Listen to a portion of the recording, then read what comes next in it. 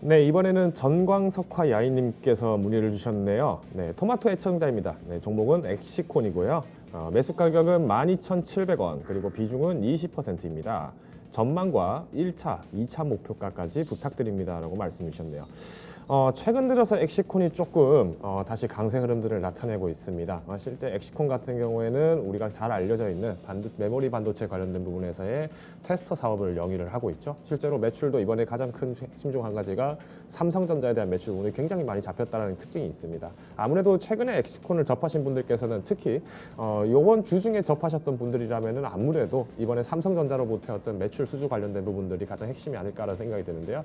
자, 그러면은 이제 엑시콘 어떻게 대응을 하시면 될지, 또 이번 대선과 관련돼서 어떻게 준비하시면 될지 차트와 함께 이야기를 나눠보겠습니다.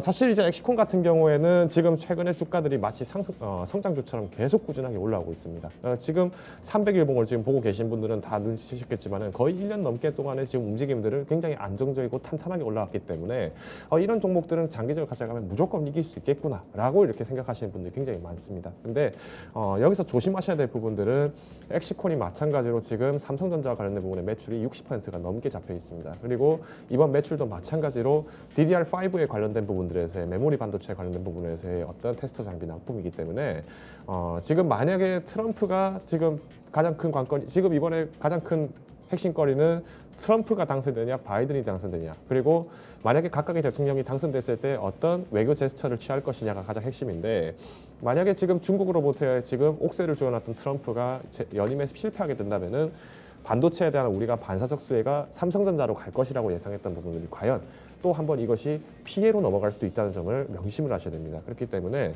단기적인 상황에서 엑시콘 대응을 한다. 그럼 결국에는 트럼프가 강세다 얘기 들리면 주가 올라갈 거고, 트럼프 약세다 소식 들리면 또 빠지게 될 겁니다. 근데 지금 불행 중 다행이라는 것은 뭐 어떻게 보냐면은 오히려 지금 단기적인 상황에서 조정보다도 좀 더 장기적으로 봤을 때 반드시 DDR5에 대한 부분들의 시장 점유율은 훨씬 높아질 수밖에 없다는 거죠. 특히 앞으로 이제 3년 뒤면 이제 2022년까지는 DDR5에 대한 의존율이 10%가 넘어가기 시작하면서 이에 대한 확장이 커질 수밖에 없기 때문에 저는 오히려 이런 종목들을 조금 시기에 맞춰서 차익 실현이 가장 중요한 종목이 아닐까라고 생각합니다. 그래서 조금 과거 이력을 좀 살펴서 보면은 지난 2017년도까지만 하더라도 워낙 기술주에 대한 어떤 강세장이 나타났을 때는 마찬가지로 오히려 지금보다 훨씬 더 높게 평가가 됐었는데요.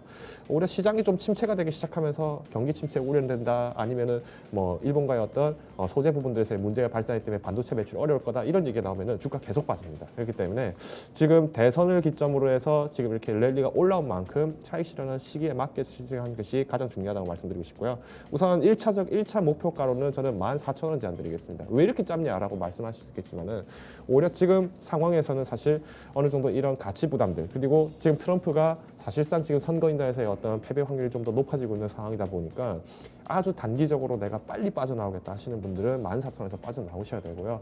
보다 올 해까지는 한 번 더 베팅을 해보겠다 하시는 분들은 기본적으로 15,000원까지는 1차 목표선 제안을 드리겠습니다. 다만 15,000원 이후를 돌파하기에는 단기간에서는 쉽지 않을 거라는 거. 그리고 15,000원 이하에서 한 번 빠지기 시작하면 그때부터는 또 증시 조정, 그리고 코로나에 대한 어떤 확산세 이런 부분들, 그리고 경기 부양책에 대한 합의 지연이 또 한 번 나타났을 때는 마찬가지 주가가 계속 빠질 수 있기 때문에 차익 실현의 관점으로서는 저는 15,000원선을 제안을 드리고 싶고요. 오히려 주가가 상당히 빠지고 나서 우리가 뭐 2021년도부터 코로나에 대한 어떤 사태들이 자주 많이 조효가 됐다, 진정이 됐다 했을 때는 그때 다시 들어가더라도 전혀 늦지 않을 거라고 제 판단을 말씀을 드리겠습니다.